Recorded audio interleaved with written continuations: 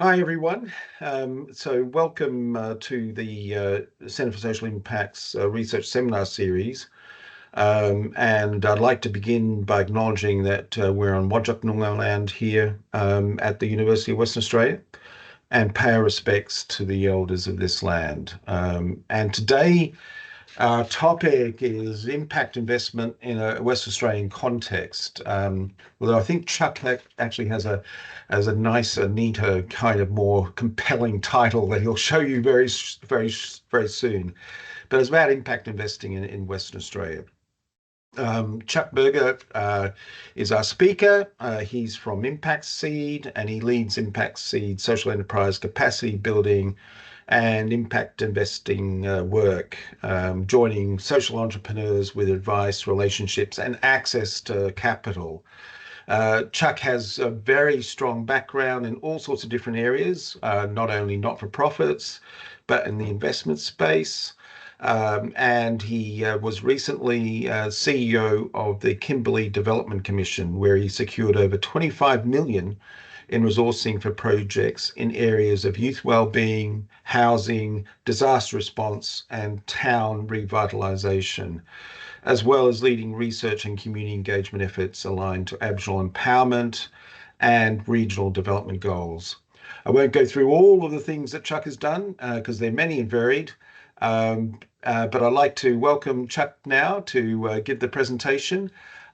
You can always use the chat to make comments, but we will have a session at the end.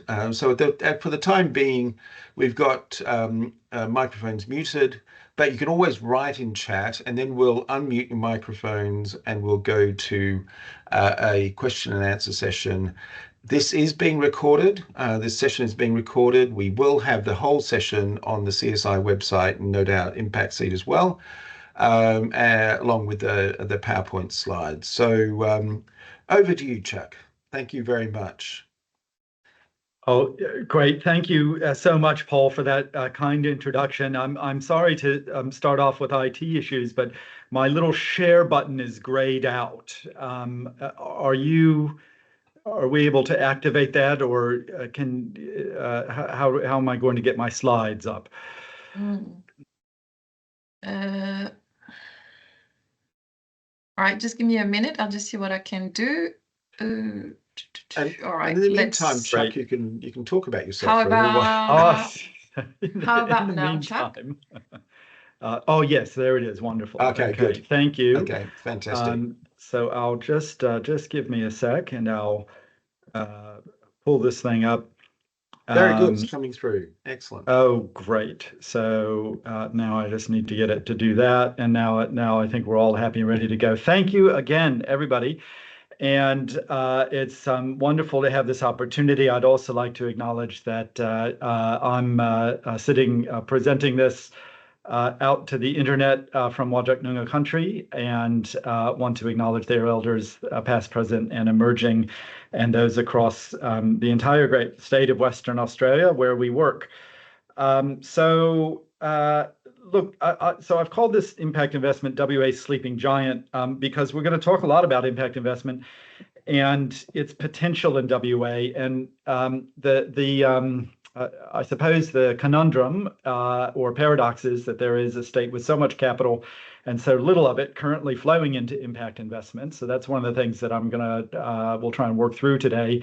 I have some hypotheses about why our levels of impact investment are relatively low compared to eastern states and some places overseas, but also very much glass half full. I want to walk us through what the latent potential is and how we can actually awaken the potential of our capital in this state. So look, without further ado, I want to start with a little bit of a thought experiment. I want you to imagine that your dear old great aunt Ida has passed away, unfortunately, and left you with a sum of $10 million. So this is a nice little thought experiment to start with, but it gets better. I want you to imagine that you already have the mansion. You don't have to go buy a mansion with it. And you've already bought the yacht, taken the yacht out 4 times, and then sold the yacht. So you've already been through the whole yacht cycle. You don't have to do the yacht thing again. So really, it's $10 million, and you've decided you really want to focus in on getting some broader social impact with this money that you've just come into. So you're interested in how to get biggest bang for your buck here. And let's hypothesize further that the stuff you're interested in is arts and culture, especially music. Maybe you're a fan of heavy metal and think that it's the best way of promoting WA onto the world cultural stage. So you're a heavy metal music fan. You want this $10 million to do something really good for that important area of culture. What are you going to do with it? There's a couple of options here, and I'm going to step us through them quickly. All right. First option is you can just spend it. Go find an abandoned underground armory somewhere, renovate it as the greatest heavy metal music performance space in the world. $10 million, done, dusted. You don't have to worry about investment. You've done something of lasting importance for your community of interest. By the way, heavy metal music is a charitable cause, so it's a qualifying philanthropic activity as well. Totally valid option. Now, if you go to a bunch of lawyers and financial experts and say, well, what should I do with the 10 million? They'll give you a more complicated answer. They'll say, do this. It's called a perpetual trust or a perpetual endowment. And what they'll say is, no, don't go blow all the money at once. Put it all into an investment fund. That $10 million is called the corpus, and you're going to invest that. And its job of that $10 million is to make money. Doesn't have any other job. All it's meant to do is make money. You then go spend that money year on year. And you might do that by granting it to heavy metal bands of your choice all around Australia, getting them to come and perform in Perth. Fantastic. So you're making annual grants, and the size of those annual grants might be bigger or less in any given year, depending on the returns on that corpus of funds. Now, this is how a lot of philanthropy is organized, okay? And I just want you to pause and think about the internal implications of an organization of being set up in this way. Often how it plays out is you have a group of people who are in charge of investing the corpus, and they're money people. They're focused on getting the biggest financial return possible, and they really don't care whether the money's going to, climate change or heavy metal music. Then you've got the Chuck, impact people. Yes? Sorry, I wonder whether you have some slides that are meant to appear on our screen because we can't see them at the moment. So just wonder. I'm scrolling through them. You're not seeing them. We're seeing you, but we don't have, and there's no slides that are being shared at the moment. Oh, I had shared. Let me try and do that again. All right, share.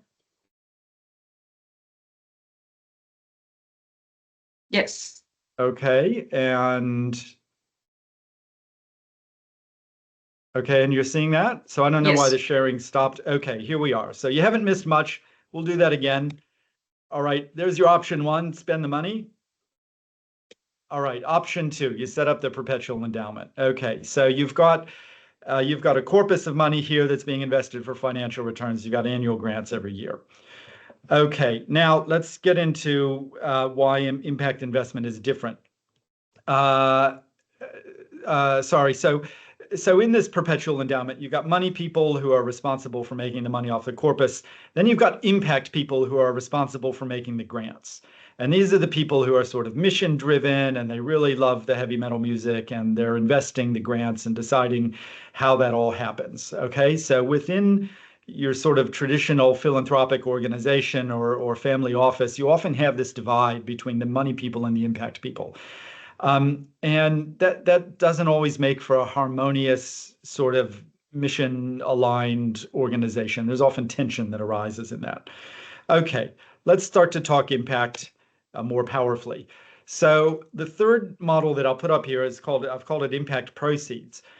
So instead of just giving grants every year, which is what sort of traditional philanthropy has done, this model, the impact people start to say, well, rather than just giving away the money, why don't we invest some of the proceeds money in enterprises that are strongly aligned with our mission. So rather than just giving a grant to a band, it might be investing in that band's tour and expecting some financial return on that. Now that's very interesting because it means you can actually start to recycle the capital that's coming off the proceeds. And so how I've shown that here is you see the amount that's able to be funded either through grants or through impact investments is growing year on year. The fourth and final model that I'll put up is called a total impact approach. And this is where things sort of come full circle because you go back to the corpus and you say, well, it's great that we're doing some little small scale impact investments, but we actually want to get some big bang for our buck out of the corpus. We're not satisfied with it just being invested in, Tesla and Shell and stock exchange indices. We want to actually invest some of that corpus in stuff that aligns with our mission.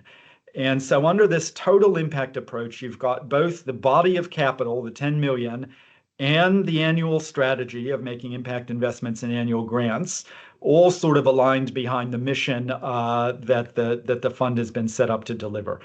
Now, often what's important here is that once you sort of shift to this model, you're not necessarily getting the same financial returns on the corpus because you're often doing things that might deliver a little less in the way of financial return, but a whole lot more in the way of social or environmental impact. So this is where you start to look at perhaps a government contribution to help leverage your funding, or maybe even looking at the annual grant and impact investment stream to cover some of the impact investments so you sort of can fully realize the value.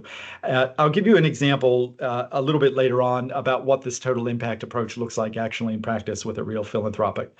Now, I was at there's an annual conference over in Sydney, the Impact Investment Conference. It's a great thing if you ever get a chance to go. There were about a couple of weeks ago, there were about, 500 people in the room and, kind of a couple of $100 billion under assets under management represented there. It was kind of an amazing place to be. But the thing that I heard from lots of family offices, both from people who are involved on the sort of investment side and people involved on the impact side, is a dissatisfaction with models 2 and increasingly with 3. And so a real thirst for making sure that the entire organization understands a mission and is delivering specific contribution to the mission. So there was a lot of interest in moving to option 4, the total impact approach. But the really interesting thing is, from a lot of the family offices, also a lot of interest in option 1. In other words, people, and they might be third, fourth generation wealth, saying, you know what, I don't want the foundation to go on forever. I care a heck of a lot about climate change. We're in an urgent crisis. Now's the time. I actually want to spend that corpus on something that's really important and impactful right now. I don't want it to be invested into the future. And there's no reason in principle why that can't be a better option than any of the rest of these. And I just thought it was sort of fascinating that there's a lot of big money that's actually thinking in those terms. So yeah, a little bit of an aside. Let's go on. I promise I won't spend time on definitions because it's sort of tedious, but here's what we're actually talking about. This is the definition from the Global Impact Investment Network. We'll parse it a little bit. An impact investment is an investment made with the intention to generate positive, measurable social or environmental impact alongside a financial return. Let's chunk that down a little bit. So it's an investment. So it's not just sometimes investment is used very broadly, but here we're talking about an investment with an expectation of some return. So it's not just a grant. It's made with the intention to generate positive benefits. So that can't just be like a side effect or gee, wouldn't it be nice? It's an investment that actually sets out to generate that positive return. Measurable is a really key word here. So it's not just an abstract concept. Gee, we want to do some good with this fund. We want to be able to measure what the social or environmental impact is, and that's integrated into the investment. And then alongside a financial return. And the Different investors will have a wide degree of tolerance around what that financial return has to look like. Is it, does it have to be market rate? Is it concessional? Are they just looking to break even, or are they even willing to tolerate some erosion in the capital base of the fund? All of those are totally valid for an impact investment, and different investors will have different views. So that's the realm that we're talking about. Now, the first example I gave, the sort of the heavy metal example, that was in the philanthropic context, but impact investment isn't limited to that. Of course, you can have commercial investors, you can have individual superannuation investors, you can have governments investing money in an impact investment way. And I'll give you a couple of examples of those. But here, let me just illustrate what this looks like on what's called the investment spectrum. There's lots of examples of this, but rewind maybe 50 years, and you sort of had two things with a vast gulf between them. You had philanthropy on the one hand, which is giving money away, and then on the other, you had traditional investments, which is about financial returns only. Now, life's easy in a sort of traditional financial model. You basically got two axes, risk and return. You can plot an investment on a risk-return matrix and decide whether it's a good idea or not according to your risk tolerance, and life's pretty easy. Today, the spectrum looks something more like this. You've got a whole range of things that fall somewhere in between that traditional finance only and the traditional philanthropy model. Those include various kinds of screens. We don't want to invest in bad stuff. ESG integration. We want to affirmatively invest in good stuff. And then impact investment is where we want to measure the good stuff, and we want to totally embed it into what we're trying to do. There's two different sort of flavors of that identified here, a finance first and an impact first. And of course, there's lots of gradations in between that. But I think critical to the impact first model of impact investment, which is what we tend to focus on here at Impact Seed, you've got a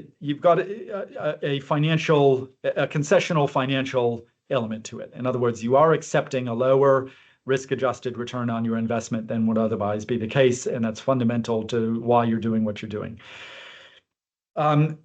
So now we have this sort of rich spectrum. The other thing about an impact investment is, it's not like in the old financial world where you've got risk return and you've just got the two variables to work with. In an impact world, you've got financial risk, financial return, impact risk, impact return. And depending on how many different kinds of impacts you care about, you might have 6, 10, 20 different variables that you're tracking. And that becomes much more nuanced and complicated and difficult than a traditional financial model. And I guess what I would say about that is, yes, it's more complicated. Welcome to humanity. Running any business enterprise is a complicated affair. Running any investment is a complicated affair, and it can never really be boiled down to a sort of facile, single two-dimensional graph. Our business leaders, implicitly or overtly, are always balancing up a large number of variables around their reputation, their workforce, the communities in which they operate. Their own personal ethics comes into it, whether they like it or not. What their daughters and granddaughters think of them. All of these factors play in, and impact investment starts to bring all of that to the fore. I think it's a deeply human, a deeply nuanced, and deeply important way to think about how capital is allocated in our society. All right, let's run through a couple of examples. What does this actually look like? I'll just whiz through a couple to show the diversity of what's going on here. Here's an example. This is called a social bond. It's the key player here is a Commonwealth agency called Housing Australia. Basically what they do, I've just showed a sort of random bond here, number 5, issued a couple of years ago. They issue a $362 million bond. Institutional investors subscribe to that bond, so they're tipping in money. They're happy to do so because the bond pays reasonable return for them. Housing Australia then has made 8 loans out of this bond fund, out of this money that they've raised, to community housing providers. They're able to provide to these housing organizations better than commercial terms on those loans. And the community housing providers are then constructing and operating social and affordable housing. One of these loans was to a WA-based community housing provider, Federation Housing, and $45 million to build 110 affordable and social housing units in Perth for single parents. So that's actual impact investment happening in WA. How is it that Housing Australia is able to both provide a good return to institutional investors as well as good terms on the loans? Well, they're a Commonwealth agency. They're able to draw upon the credit rating of the Commonwealth and on a guarantee provided over this whole structure. And they're also able to realize some economies of scale because they're aggregating stuff. They're aggregating supply and they're aggregating demand for capital. And they're able to do things that, say, an individual bank might not be able to do in a particular city for a particular project. Okay, example 2. We talked about the total impact approach earlier. Here's a specific example of how that works. The Paul Ramsay Foundation is one of Australia's largest philanthropic, family-oriented foundations. And a couple of years ago, they instituted a sort of multiple year-long process of reviewing their investment approach. Here's where they got to at the end of that, which was at the end of 2023, so still very recent. And basically, they said that we don't want to just give grants. We don't want to just give grants and make impact investments. We want our whole balance sheet invested. So the whole corpus, we want invested in achieving our mission to break cycles of disadvantage. How did they do that in particular? 3 things. One is they created an impact first allocation, a specific allocation of 60 million, where they said, we don't want to make money on it. We just want to break even on that fund. And so we're going to invest primarily according to impact. And this is sort of patient capital. So we're giving a concessional rate on those investments because the people that we choose to invest in there are doing really good and positive things that help achieve the mission of this foundation. Then they said 10% of the rest of our portfolio, which is a very sizable sum, is going to go into a mission fund. And that mission fund is almost like it's not quite finance first, but it has a more demanding financial return expectation, but it's still impact investment. So they want demonstrable, measurable, positive social impact off that allocation, as well as a CPI plus 3.5% return. So still a concessional rate, but a little less concessional. And then a responsible investment overlay over the entire rest of the portfolio. So those are various combinations of sort of screening and integration of ESG elements into their investment strategy. Okay, so this is where they got to. If Paul Ramsay Foundation can do it, any philanthropic entity in the country can do it. And we'll come back a little bit later to what that might look like in WA. Okay. Third example, this is one from Impact Seed. So we've got a specific fund set up here at Impact Seed, the WA Impact Loan Fund, that aims to fulfill a specific gap in financing for social enterprise. So these are often smaller enterprises. The loan fund aims at little bits of debt finance on the order of $50,000 to $500,000. It's WA focused. There is a concessional element to it. And part of the goal of this fund is to help build the pool of impact investors in WA in particular. So we always go in on one of these loans with at least one and ideally a consortium of other impact investors. Those are often individuals or family offices that are able to tip in a little bit. It might just be 10, 20,000, but it helps build that community of practice and that habit and experience of making impact investments, which is really important to growing the field for us. All right, and fourth example, I think this is really critical because in WA we have a growing body of Aboriginal capital that is naturally aligned to impact investment principles. The MG Charitable Trust is something that was set up in Kununurra for Mirong Gadjurong people about 15 years ago now. It was established with a $14 million corpus over 10 years using funds from native title, basically, from the Ord final settlement. And I mentioned this one just because I sat on the board of the trust for a little while, so I know a bit about it, but this is all public record stuff. In the initial 10 years, this was required to be invested very conservatively. So 50% of returns and the entire corpus had to go into traditional low to medium risk. So the idea was just accumulate capital, don't take big risks, and provide a little bit of return for the benefit of MG people along the way in terms of education and funerals. Now, the interesting thing is, after that 10-year period, up to a quarter of the corpus could be invested in high-risk investments, including lending to local business ventures, local Aboriginal businesses, as long as it had a projected return at least equal to CPI. So concessional lending into a high-risk category that otherwise would not have made sense from a financial investment perspective, but the trust is allowed to do it because that helps achieve local Aboriginal empowerment goals and local development goals in terms of Aboriginal employment, regional development, etc. So really powerful example. And almost you've got 83 PBCs, prescribed bodies corporate, across the state. Most of them will have at least one trust set up in a similar way with a similar potential for impact investment. All right.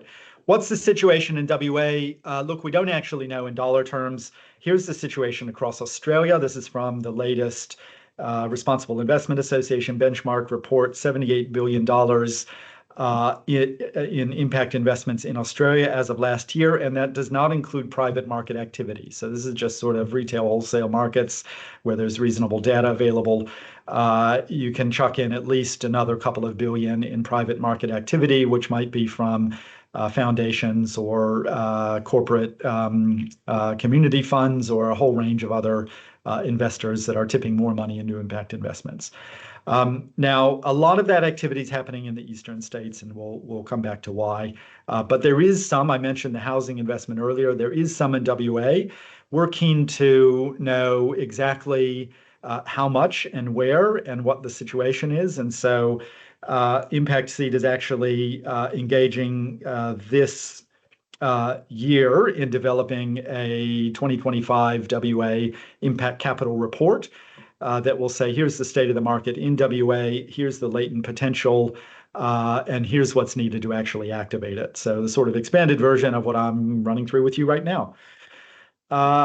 What's the breakdown? What kind of stuff is this going into? Well, again, Commonwealth-wide, overwhelmingly in terms of the dollar value of the assets, it's going into green, social, and sustainability bonds.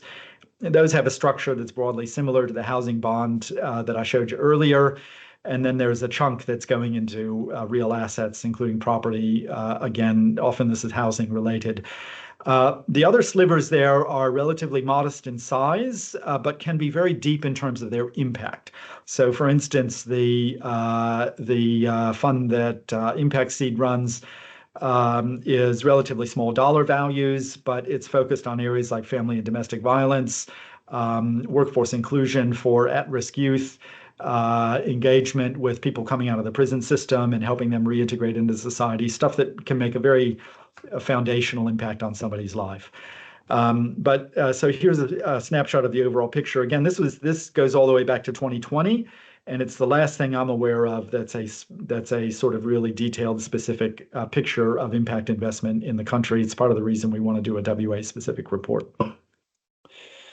The final thing I'll mention here before going into some WA specifics, governments are natural impact investors. Why is that? Well, because governments usually don't just give away money for nothing. They're usually seeking to achieve some public policy objective. In other words, they're mission oriented.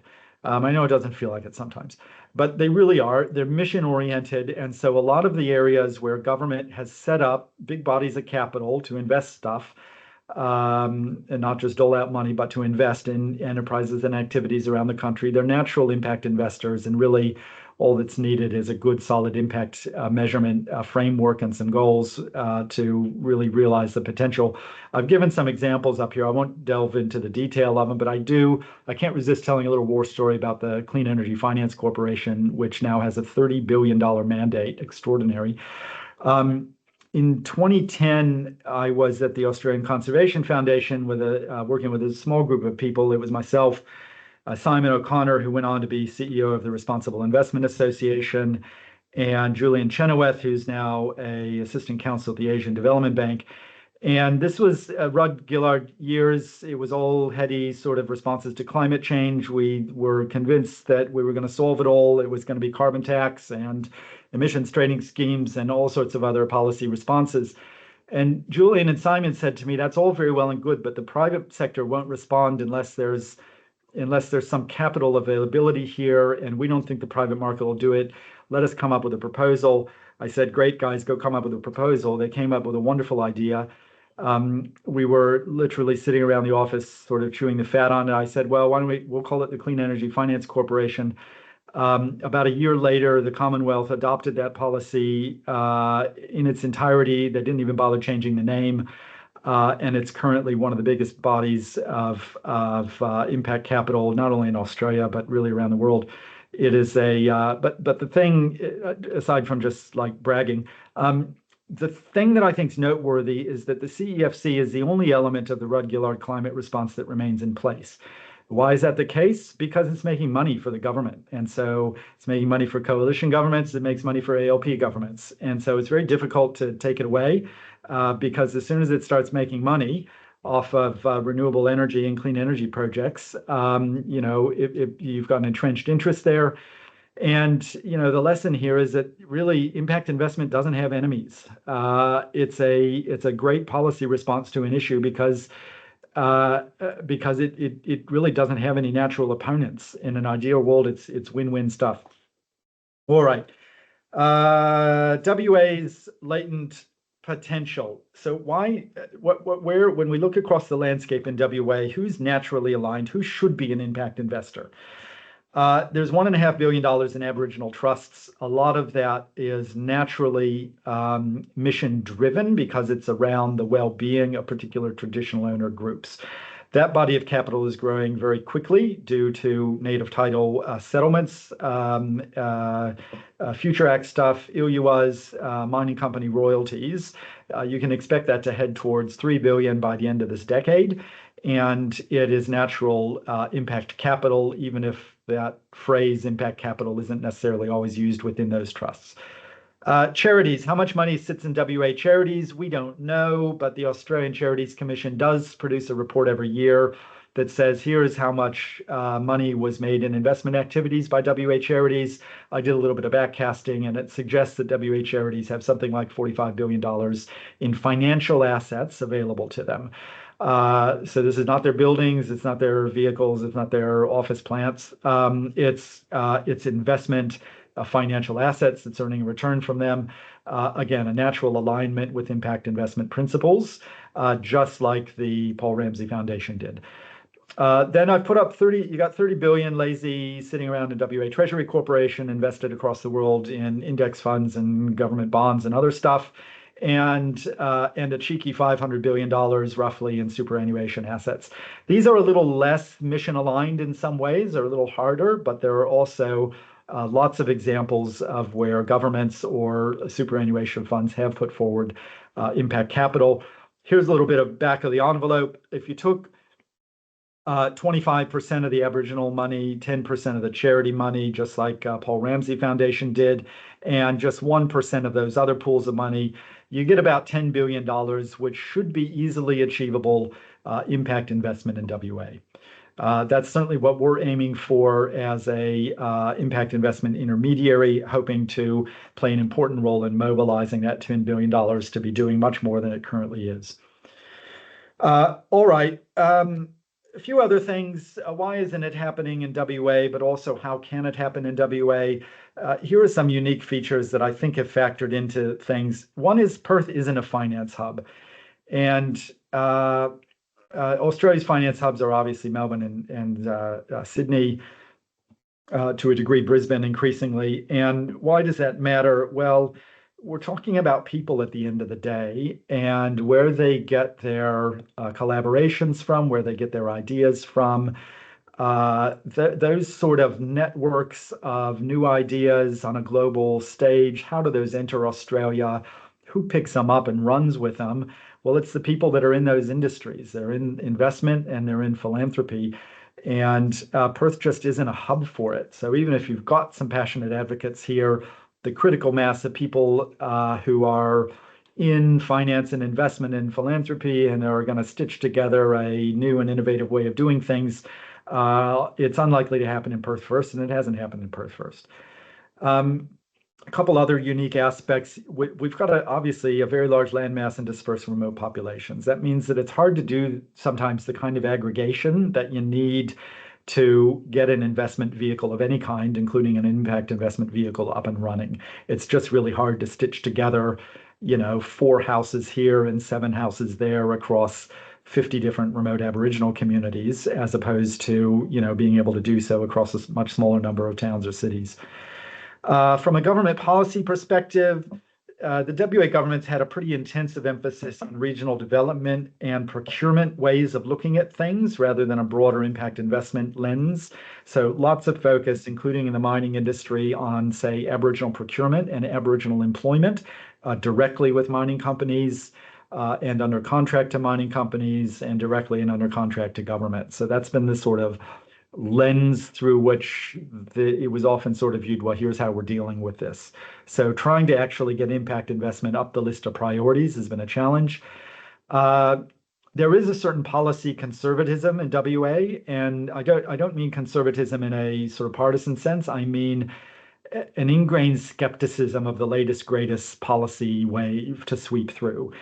And so I think in some ways, WA has really benefited from this because, for instance, WA did not go all in on privatization in the 90s. And we're very grateful today that our electricity system wasn't privatized in this way that it was back east, that we don't have toll roads and all of this sort of monopolistic behavior and bureaucratic nightmare that things like privatized electricity and toll roads have created.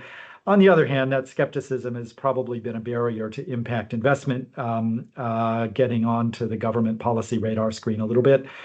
And look, the final thing here is just sheer bad luck. There was a $20 million impact investment fund from WA Super that was announced right before the pandemic. Impact Seed was a partner in that project. And it just got derailed initially by the pandemic, and then WA Super got acquired by another super fund. And so just really situational things. I have no doubt that if that $20 million fund had gone ahead, there would have been a lot more impact money to follow it. Because as soon as you've got a really good specific case study, things start to happen. I promise I'll wind up here soon. I've got one more thing. Got to wind up on a strong note. There are reasons to think that we're in a pretty good position right now.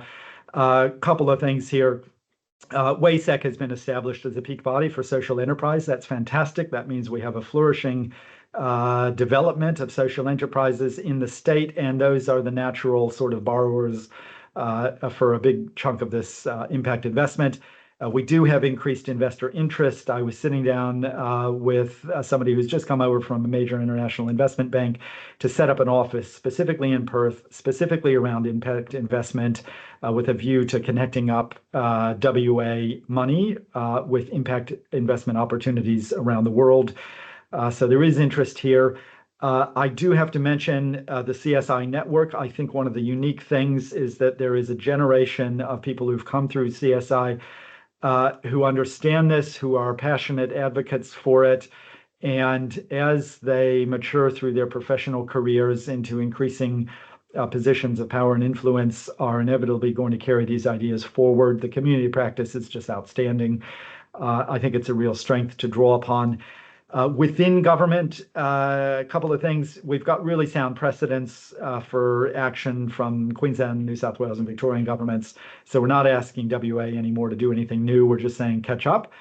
And there is a realization, having come just recently from sort of senior ranks of the WA government, there is a recognition across the board that the big things that we want to do as government, closing the gap, solving the housing affordability crisis, and hitting some pretty ambitious climate targets, simply cannot be done by government resources alone.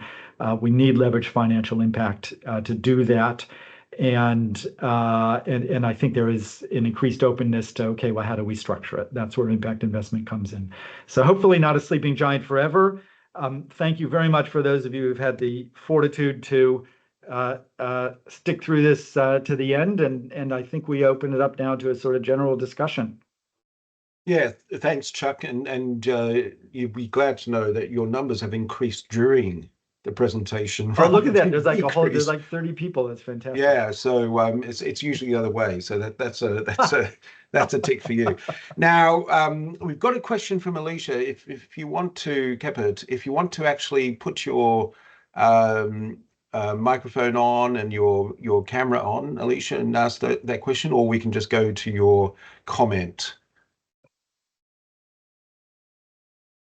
Yes, I've got Alicia's comment here. It's around where agriculture and rural communities sit in the impact investment potential with the mining dominance of the state. Look, I think it's a great question, and there's certainly even in the last year of government and last term of government, certainly accelerating. You've got a real focus on economic diversification, a real awareness that mining is providing a huge slab of money right now, but it may not always be so. And we need to try to diversify the economy and agriculture, pastoralism up in the north, in particular, horticulture in some areas in the north, but certainly in the south, do play a critical role there.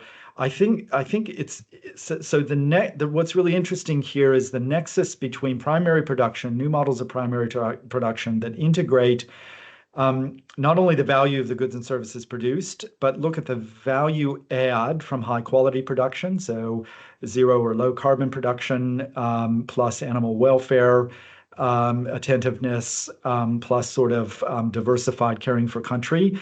And you have an increasing number of primary producers who are really embracing that sort of multi-factor way of looking at production on land.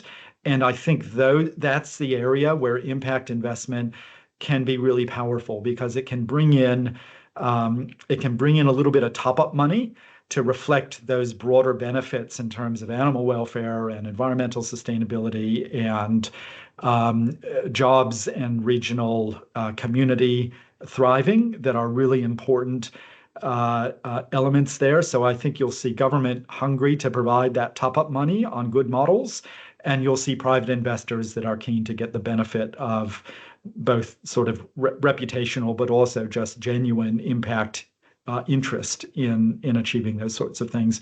We've got if I could give you just a quick example, like in terms of food systems, like it seems utterly crazy to me that food gets harvested from regions, comes in centrally, and then gets trucked back out to regions where it grew from. I mean, and like it's just crazy, and particularly, with events like COVID and showing our dependence on these models of centralisation, like how do we build capacity in those local communities to, everywhere in Western Australia, like the little local supermarket shuts, and the communities are now buying them back. They're buying the pub, they're buying the shop, because they're not getting any of that support elsewhere. So they're kind of having to step in and do it for themselves. Quick comment, Chuck, and then we'll go to the next question. Yeah. Yeah, just wonderful and absolutely right. And that model of small town revitalization, where you've got the community coming together to say, actually, we can't do without a bakery. Even if the bakery is not a financial goer, we need it. And so we're going to buy it and we're going to figure out a way to operate it. You've got lots of examples of that. Probably Beechworth in Victoria is the sort of one of the more better known examples of where that's really hit liftoff. And the long-term payoff is there. So absolutely. And we're willing to help sort of stitch together those sorts of coalitions at Impact Seed. I think it's a fantastic model. Right. Good. And we have a question from Tim. Tim, are you there? Yeah. So just put on your video and mic and ask the question. It's an interesting one. Awesome. Yeah, just keen to know how kind of the average person in WA can get involved in this sort of impact investing. Obviously, I don't have a family office. I don't have the wealth, but passionate about. I've talked to you, Chuck, about this. I'm passionate about this kind of effort. I think it's highly useful and necessary. I think we need to have more education around it. People need to know about it. what can somebody in WA do to help support, kind of this impact investing without $1 billion or the 10 million from, grandma dying? Yeah. Look, it's a great question, and look, I wish I could just give you a very clear answer. Just go over here, but there are a couple. Not many superannuation funds currently offer a specific impact investment option, but a lot of them. In fact, I'd be surprised if there was a single fund that didn't offer some mix of ESG-oriented funds, sustainability funds, etc. So, but there are a handful that have started to offer, make some impact investment offerings, where you can actually put some of your own super into it. I'd say one of the most powerful things you could do, because a lot of super funds don't hear from their members very much, and so it's one of those areas where it's not like they're getting overwhelmed by communications, but actually engaging with your super fund and saying, hey, I'd really support you guys making an impact investment offering available. Registering your interest in that is important, even if it doesn't have an immediate impact. I think they need to hear that. That's what got them over the line on responsible investment stuff in the first place, was demand from their members. So make your views known to your super fund. Have a look at what they've got. There are a couple of retail offerings available. And then the other thing is there are a couple of platforms that have started doing sort of crowdsourced social enterprise funding.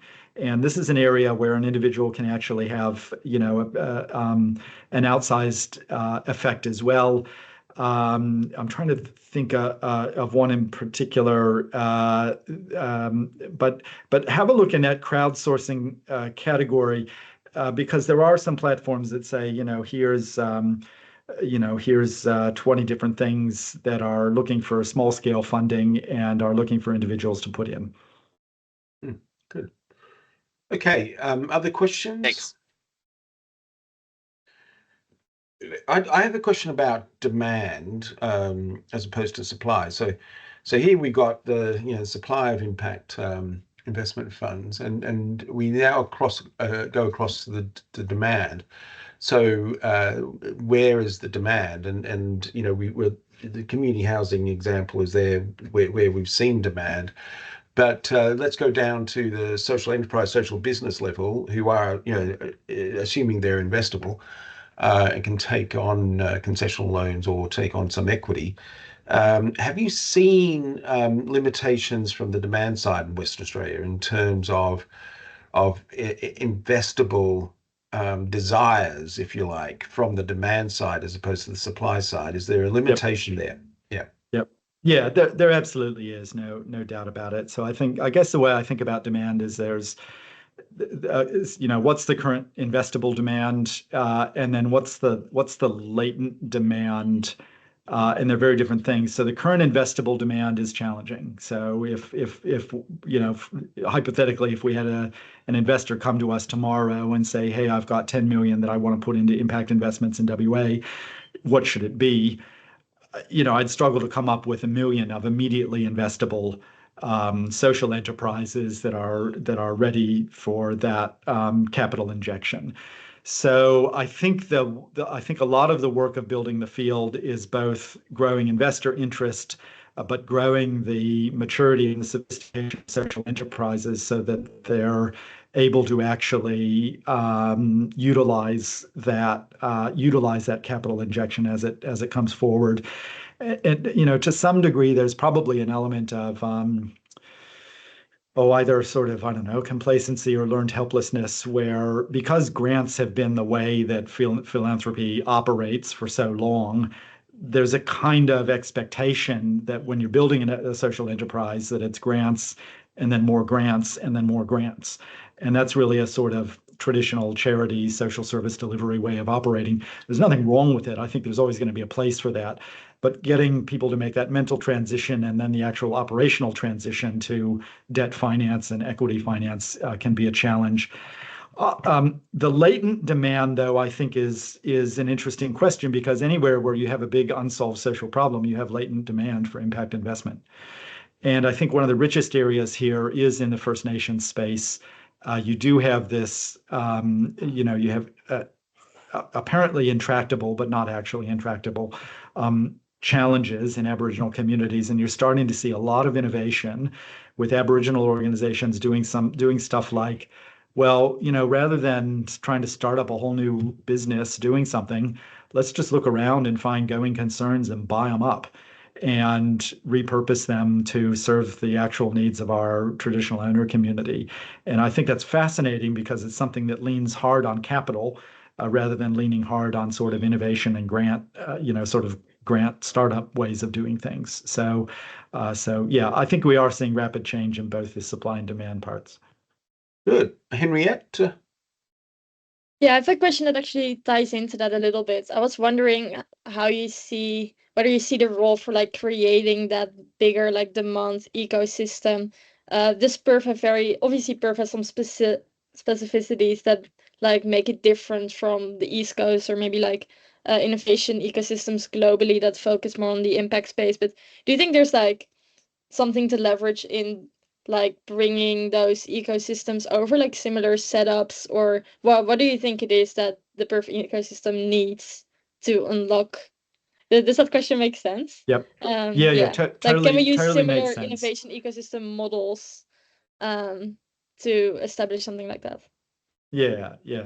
Look, it's a great question, and I think it's one that we're all grappling with, and that none of us have the perfect answer to. I think it's, for Paul and his team and everybody who's been through the program, like that's the generational question, it's the generational project, making that into reality. I think there are some areas where you've seen very rapid growth and where it's almost become business as usual, particularly in, I'd say, the carbon transition. You're really seeing, there's critical mass and there's liftoff there. One of the elements that's probably contributed to that is that you have there's a common metric, tons of abatement, basically, that when you scratch beneath the surface, there's lots of methodological, difficulties and questions with it, but still it operates as a common metric, and that facilitates investment at scale. So you've got a common metric. There's a price attached to it, and you can aggregate things up quite easily. So it becomes easier to glue together 50 different climate change projects, call them a bond, get a concessional rate on it, you get economies of scale. That's doable in some contexts, and it's not doable in others. So when you talk about things like, Aboriginal well-being, you're never going to have a common metric that can be reduced to dollars. What I think is really important about that is the government. I think there is a really strong goal for government policy leverage here. So what you see is in jurisdictions where you do have governments tipping in, being willing to tip in, 5%, 10% to help get something over the line. That makes a real difference to the willingness of philanthropic donors in particular. I shouldn't say donors, philanthropic investors in particular, to put their money forward and to take a chance on something like that. So when you have government plus private sector plus philanthropy acting together, with the actual people doing the doing on the ground, whether it's in affordable housing or whether it's in workforce inclusion, which is often some of the sort of least scalable but highest value social enterprises, then you get much more than just one of those sectors acting alone. Good. Fantastic. Brilliant. Thank you so much. So there is a comment from Joe, not a question per se, but it may be something you might want to look at quickly, Joe. Yeah. So yeah, I've got it here. It's the language to use what we, a pastoral family, are suggesting to a mining company around renewables biodiversity. Yeah. So pastoral lease conditions disincentivizing diversification by pastoralists. Up in the why isn't there the innovation there? There is policy innovation. So you do have the new pastoral lease diversification leases, which is in place. That's an option that's available for pastoral leases. And it does get around some of the legal hurdles that the sort of old antiquated pastoral leases had around, basically you've got to just produce cattle. Up in the Kimberley, there are some stations that are starting to do some really interesting blended activity that often involves government-funded ranger programs, caring for country programs, plus sort of fire management, which gets you into carbon space, plus tourism development. And of course, you've got, the Kimberley's got a great tourism industry. People want to come through. They want to see what a cattle station looks like. They want to, you do a campsite where they can stay for a couple of days. You run them through, there's some local rock art sites, but it's still a functioning pastoral station as well. So there are really interesting concrete examples up there. Interestingly, some of these are Aboriginal owned pastoral leases as well.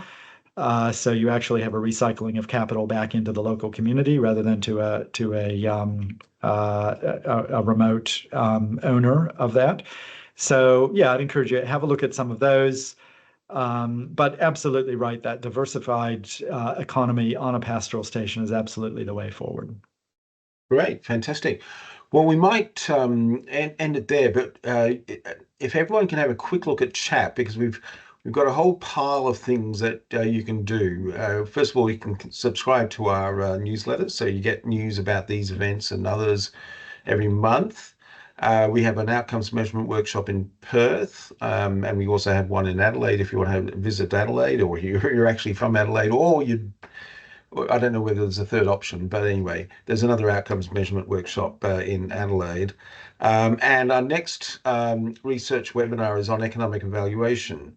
So I know a lot of you would be very interested in how economic evaluation works. We're going to hear from some great UWA researchers in that area. And finally, we have the Impact Seed website. So if you want to learn more, go to the Impact Seed website.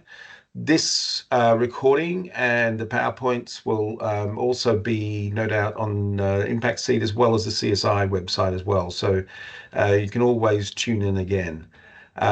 So I'd like to thank Chuck on behalf of you all for a great presentation, and look forward to seeing you again next month as well. So thanks, Chuck, for all the great work.